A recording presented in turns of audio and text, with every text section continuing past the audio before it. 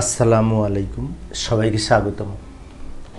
যে বিভাগীয় পরীক্ষার প্রশ্নের জন্য একটি প্রশ্ন হচ্ছে আবর্তক ব্যয় এবং অনাবর্তক ব্যয়।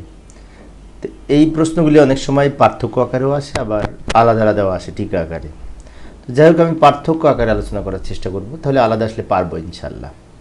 পার্থক্য লিখতে হলে প্রথমে সংজ্ঞা লিখতে হবে। আবর্তক ব্যয় হচ্ছে যে সকল ব্যয়ের মেয়াদ এর প্রভাব একটি হিসাবকালের মধ্যে ব্যাপৃত থাকে, অর্থাৎ একটি হিসাব বর্ষের মধ্যে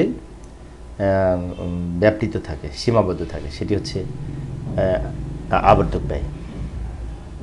অন্যদিকে অনাবর্তক ব্যয় বলতে থোক থেকে, এই যে থোক বরাদ্দ থেকে যে মঞ্জুর করা হয়, থোক বরাদ্দ থেকে যে সমস্ত ব্যয় মঞ্জুর করা হয় সেগুলো হচ্ছে অনাবর্তক ব্যয়।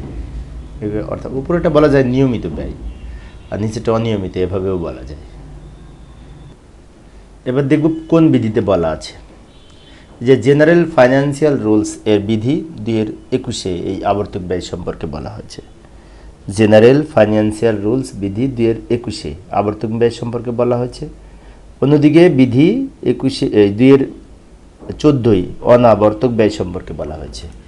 2021 হচ্ছে আবর্তক ব্যয়, 2014 হচ্ছে অনাবর্তক ব্যয়, এই যে জেনারেল ফাইন্যান্সিয়াল রুলসের। তো এই সম্পর্কে আরও লিখতে পারি যে আবর্তক ব্যয় এর মেয়াদ 1 বছর। অন্যদিকে অনাবর্তক ব্যয়ের মেয়াদ কোনো নির্দিষ্ট নেই, ঠিক আছে, থোক থেকে যখন প্রয়োজন তখন দেয়।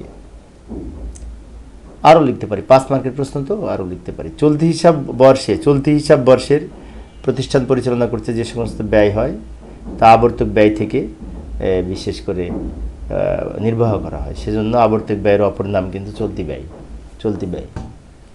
অন্যদিকে অবর্তক ব্যয়ের সাথে অর্থ পরিশোধ বিশেষ করে থোক থেকে বা কিস্তিতে হতে পারে। থোক থেকে বা কিস্তিতে এই অনাবর্তক ব্যয়ের সাথে সম্পর্কিত, আর আবর্তক হচ্ছে চলতি ব্যয় হিসেবে ধরা হয় আবর্তককে।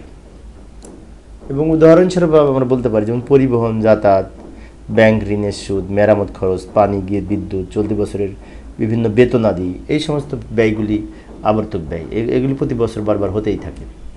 অন্যদিকে সরকারি অফিসের জন্য আসবাবপত্র ক্রয়, জিনিসপত্র ক্রয়, এই সব সময় কিন্তু কেনা লাগে না। আসবাবপত্র মাঝে মাঝে কিনে, তাই না, কয়েক বছর পর কিনে।